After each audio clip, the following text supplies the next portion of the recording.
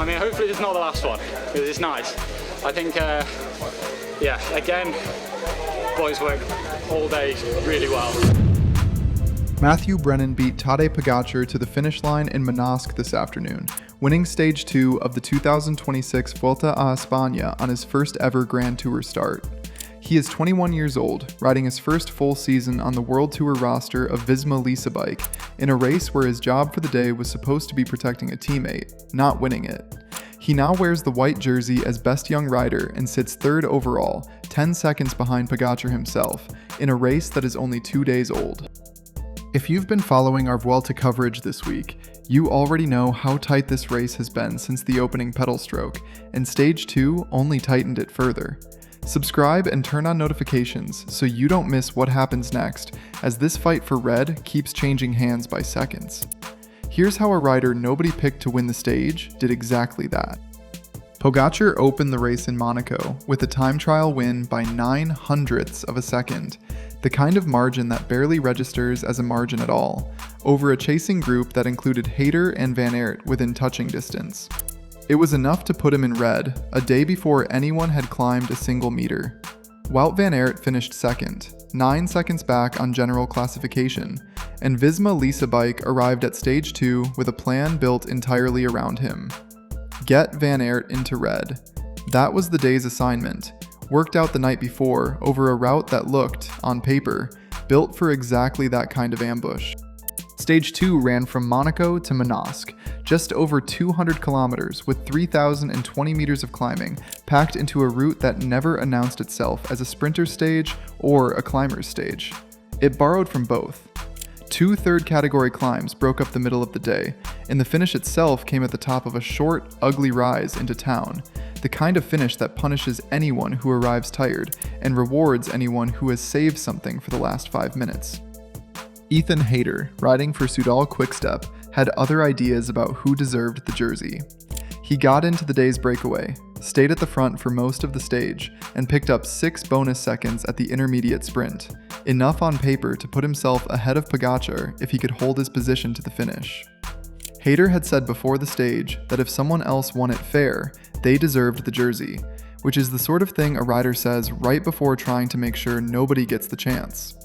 He very nearly pulled it off, dropping back in the technical closing kilometers to finish 80th, 31 seconds behind the stage winner, his gamble spent and his bonus seconds worth nothing by the finish line.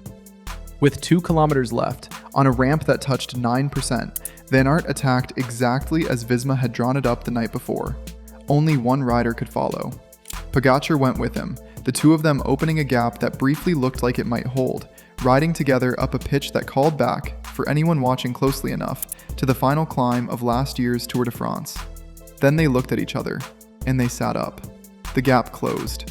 What had spent 200 kilometers refusing to be a sprint became one anyway, in its final half kilometer, and that is the part of the plan nobody at Visma had drawn up on a whiteboard.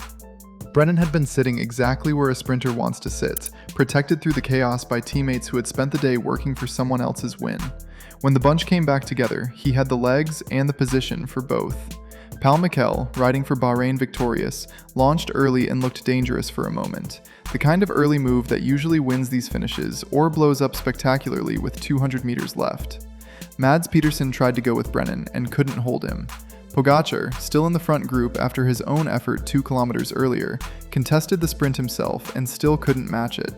Brennan crossed several bike lengths clear in a Grand Tour bunch sprint on a day he'd been racing as a professional for barely over a year and a half. Roughly 40 riders finished in the same time as Brennan. Pogačar kept his red jersey by 9 seconds over Van Aert. Brennan moved into third overall, 10 seconds back, with a white jersey around his shoulders that nobody at Visma had built stage 2 around winning. Manosque itself is not usually where cycling history gets made. It's a market town in Provence, better known for lavender fields and Jean Giono novels than for bike racing. And this afternoon, it produced a finish line moment that will follow one rider around for the rest of his career, whatever else that career ends up including. Afterward, Brennan admitted he hadn't let himself expect it. "I just hope it's not the last one," he said, and laughed while he said it.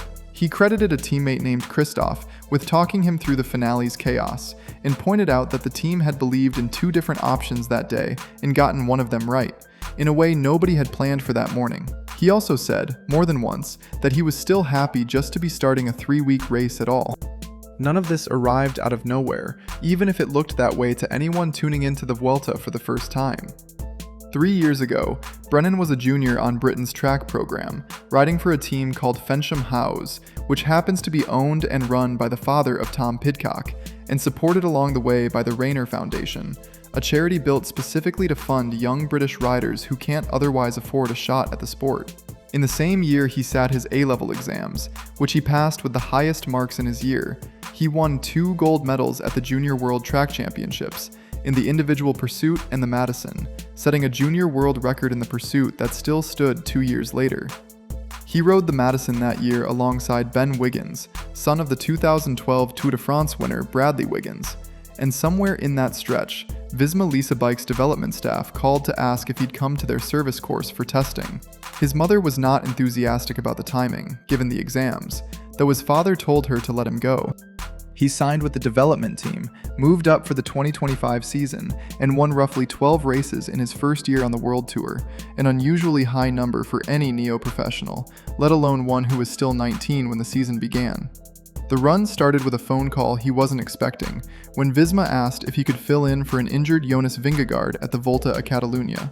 He told them, more or less, that he wasn't a climber, then won the first stage anyway, his 4th win in a row at that point, and kept going from there. Stage wins came at the Tour de Romandy and the Tour of Poland. The Tour of Norway gave him 2 stage wins and the overall title. Rund Köln fell to him, along with a stage of the Tour of Britain, and at the Deutschland Tour, he outsprinted an established finisher in Jonathan Milan. Visma extended his contract through 2029 before the season had even finished, with the team's general manager calling him a future leader of the squad.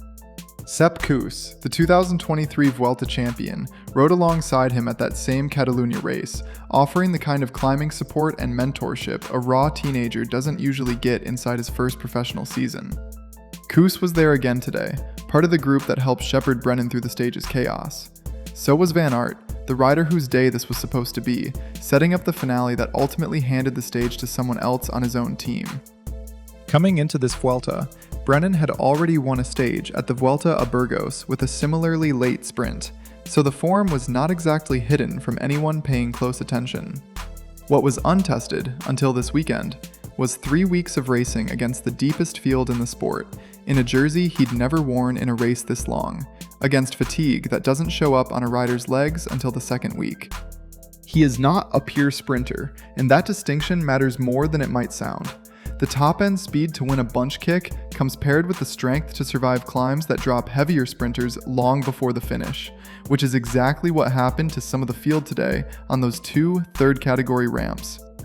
That combination is why he's already been compared to riders like Michael Matthews, capable of winning flat stages, hilly stages, and the occasional cobbled classic without needing 3 different versions of himself. It also explains why he survived today's 2 third-category climbs well enough to still have a sprint left in his legs at the finish, when plenty of pure fast men in the peloton did not. Even before today, Brennan had talked about wanting bigger targets down the line, naming Paris-Roubaix, Milan-San Remo, and the Tour of Flanders as future ambitions, along with a longer-term eye on leading a British effort at the 2027 Tour de France. It sounded ambitious when he first said it out loud, before he'd started a Grand Tour. It sounds a great deal less ambitious tonight. British cycling has spent the last year watching its old guards step back. Mark Cavendish retired after a record 35th Tour de France stage win. Chris Froome's career has been winding down for several seasons, and Geraint Thomas has said this will be his last year racing. Tom Pidcock and Josh Tarling have been among the names filling that gap so far, mostly in the classics and in stage racing rather than in sprinting. Brennan, at 21, just won a Grand Tour stage in a discipline neither of them specializes in, on his first attempt, with the biggest names in the sport unable to stop him. Visma-Lease bike came into stage 2 with Van Aert as the target and Brennan as support. The team still walked away with what it wanted, a rider in a leader's jersey, and a teammate holding third. Only the names had swapped places from what the plan called for that morning. Nobody in the team car seemed particularly bothered by that. Pogačar will defend red into Monday's first mountain stage, finishing at Font-Romeu, terrain that suits him far more than the roads into Manosque did, and terrain where nobody expects Brennan to contend for the stage itself. Holding third overall through the mountains is a different question entirely, one that will start to get answered within a single afternoon.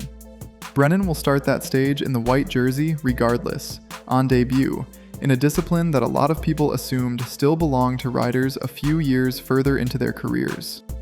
We'll be back with full coverage as the Vuelta heads into the mountains, so if you want to see whether Brennan can hold that white jersey through 3 weeks of climbing, stay subscribed and keep the notifications on. Let us know in the comments which stage you think breaks this race open next.